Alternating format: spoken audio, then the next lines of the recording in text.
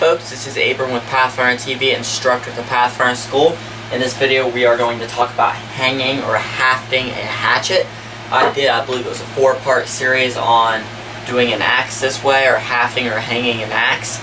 So I figured I might as well go ahead and do a hatchet, which is pretty much the same process, just obviously a smaller head. So it's easier to work with in some ways and it's harder in others.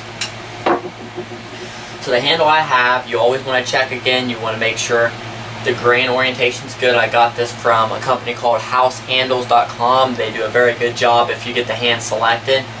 It came with a wooden wedge and a metal wedge, which we'll get to when we get to that part of the video. And the saw kerf is cut very well. Most of the time when you go to the stores, the grain's not going to be right. It's going to be twisted, or the saw kerf will not be right, so you need to keep all that in mind. The axe head I'm going to be hanging here, the hatchet head, is a plum. This is an old one of my buddies, Clayton Steele. He gave me a box of axe heads and this was in there. It's got a nail puller on there, so that makes me believe it's more like a carpenter's type of hatchet deal here. But it's cleaned up from the rust, most of the part. The rust is off of there. You can soak it in vinegar or use sandpaper and like a wire wheel on a drill, like an attachment. That's what I used on this one.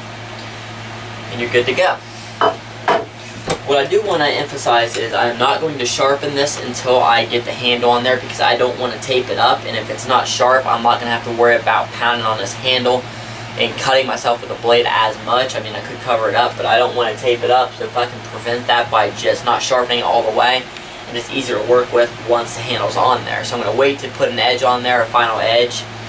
I do got the, a little bit of a starting point there, but once I get this hafted together, or hafted on, we will get started with sharpening it. So the first thing you want to do is check the fit. And what I'm going to be using to remove most of the material is a wood rasp and then some sandpaper. So put this on there.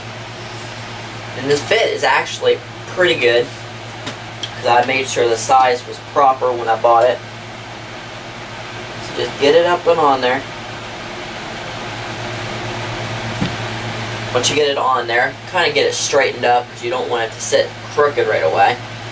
Then I've got, you can use a dead blow hammer, or I've got a rubber mallet. This is a little lightweight, so it's harder to, get the head on there, but it will work. Turn it around and hit the butt of the handle. And basically what you're going to do is, you want to keep this thing straight, and it may veer off sometimes, which is completely okay. Just straighten it up. That's all you're going to have to do. And again, it's just like the hanging a axe head. Just keep it nice and straight. And I'm going to pound it on here as far as I possibly can.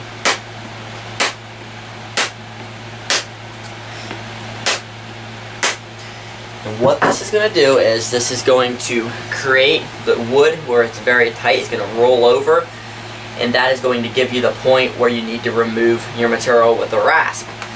And when you take this off to remove the material, what you want to keep in mind is, if this handle is properly done or cut properly, you're going to want to go farther down to remove that material, because it's going to catch there. If you just remove a little bit, it's going to catch anyways. So go farther down when you remove it, and I'll talk about that in a little bit, some more when we get this off of there. So I'm going to straighten this up again, about like that, and try to get it on a little bit farther.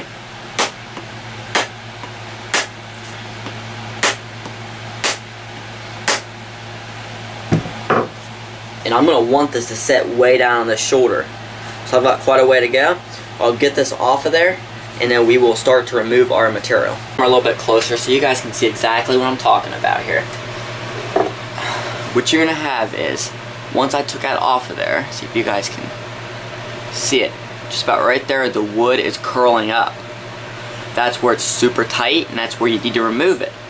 You could just remove it right here, but if you do that, obviously as you move farther down, it's going to do the same thing. So start lower down just a tad bit and then remove it, so you're not taking it on and off so many times, risking the chance of damaging your handle. So right there it's catching, it's good right here. Right on the back side it's catching. Same thing here, just a little bit. So as you remove it, go a little bit farther down and work your way up, so you're not pounding it on and off so many different times. So I'm going to take this wood rasp. It's just like a file, but this is a Stanley brand. You can get it at Menards, Home Depot, Lowe's, Rural King, places like that will have these wood rasps. They cost, like, for a decent one, probably $6-7, but they're a great tool for helping remove this material. Then I'll clean it up with sandpaper and we will give it another shot. It took a lot longer than I thought it was going to take to get this thing seated where it needed to be on the shoulder of this handle, but I got that done and it's looking very good. There is one thing I'm going to have to do. It's because for some reason these older heads, they have weird eye sizes, so the standard sizes that the companies sell are either too big or too small, aren't long enough, aren't wide enough, or whatever. So the wedge on the top portion of it, if you look, see if we can zoom in. Right there's a gap. The wedge on the top will cover that perfectly fine, no deal, no problem, no nothing there. That's perfectly fine. On the bottom though, we're going to have that same gap. What I'm going to do is I'm going to take a wedge, a piece of the wedge, split it, glue it, and pound it up in there as tight as I can get it, and then cut it off flush. And that problem will be solved. I've done that before and it works perfectly fine. The rest of down on the bottom is curled up. See if you guys can see. You want it to curl up because that means it's super tight and seated on there and you're good to go. There won't be any movement whatsoever. So the first thing I'm going to do here is I'm going to get the wedge that was supplied with the handle and see the width that I'm going to need to do this.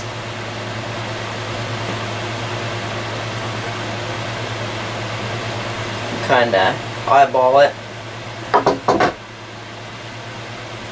Get some blade and split it down. Once you split it down, you know, eyeball it and see if it's the size that you need. In this case, I can split it down a little bit more. I don't want to split it down too far because you can only take, you can take a lot off, but you can't put it back on. You can almost just trim it to the liking that you need here. Just get it to the size that you want, and you'll be good to go at that point with that. So I think that make sure just a tad bit more off of it.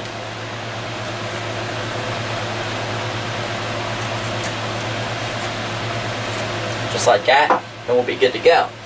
I've got some boiled linseed oil, BLO oil, sitting in a container. I'm going to soak this wedge before I glue it and put it in there to lubricate it, and it will tighten up a lot better that way.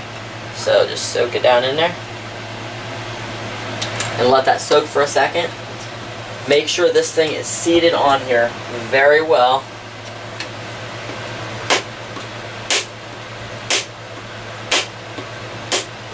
You want this thing as tight as you can possibly get it.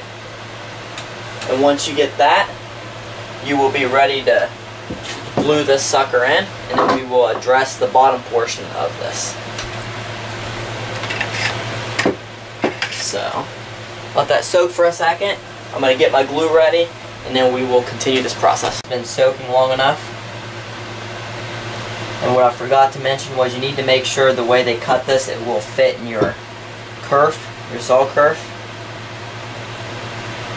And actually, in this case, it doesn't look like it will. That's with my luck, so try not to get my luck, because that's not always the greatest. I'm going to try to dry my hands off enough, and I got to trim this down to fit down in that kerf, which it ain't going to take much. They thin it out a little bit. Just enough to get started.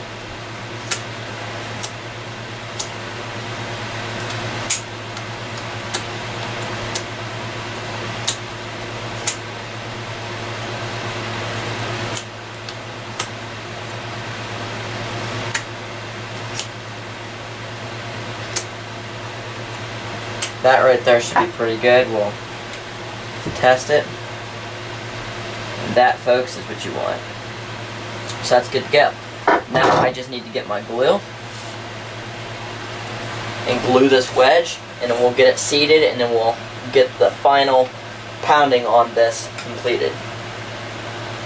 You really don't need that much glue. This is Tight Bond Ultimate Wood Glue. It's waterproof, so it's pretty much the best you can get out there with Tight Bond as far as they go.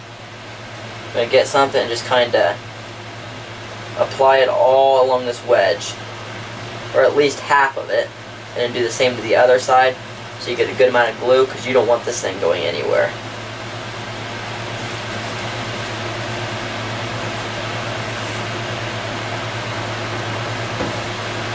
So just make sure the glue is nice and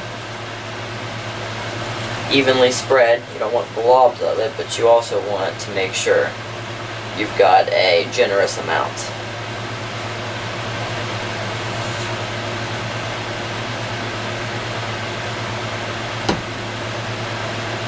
And some people do it all kinds of ways, but this is what I've found works best for me. It may not work for you. I'm not saying it's the right way. I'm saying it's the way I do it. Alright. Before you glue this in there and pound it on, make sure your head is setting on the handle where you want it to, because once you pound this in, you're not getting it out. You're going to screw up your whole handle trying. And all your work, which I've put probably 2 hours in so far. So, what I'm going to do is I'm going to set this in my perf. Get some sort of hammer and set it in there. You do not want to pound it all the way down using the top. And I'll show you why. And actually, if I'm doing that, I'd be better off distributing the weight so I don't crack the wedge if you do decide to pound it through the top. So what I'm doing is I'm making sure everything's lined up, because again, you get one shot at this.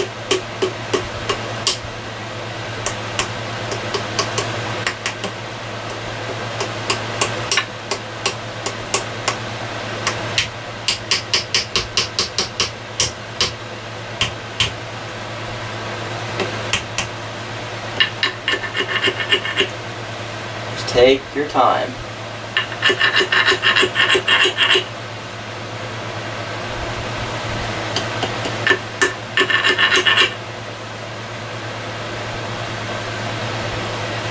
Actually, what I'm going to do is I'm going to, well, it's already setting on me. So I'm going to take this outside on some sort of stable device. In this case, it's going to be asphalt, or not asphalt, but concrete. I'm going to flip it over and lay this flat and hit the butt of the handle. Once I get that done, I will bring you guys back and we will saw this flush, probably 3/16 of an inch from the top, and we'll be good to go. Let's just finish this up. I think it turned out pretty good. You guys want to look at the top there? Turned out pretty good. You could put a metal wedge in, a step wedge if you want, but it's kind of risky for splitting this out, so I'm going to see how it performs without it. And if it doesn't come loose, which I guarantee it won't without that wedge, I'll keep it that way because it is very risky to put it in there. Bottom half, I put my piece up in there because there was a gap. It's right there. And on the other side, a small little bit, but all you got to do is get another piece of your wedge, glue it, and stick it up in there, pound it as hard as you can, and as far as you can, and then cut it flush, and you'll be good to go. It's about 3/16 above the top. I cut it flat across. I didn't mean completely flush when I said it. But there we go. The next part in this series will be putting an edge on this bad boy, and then it will be going to a good home. I will be posting it on Facebook if you guys are interested in maybe purchasing this. So, it's good to go, and thanks for watching this video, guys, and I will catch you on the next one. Take care.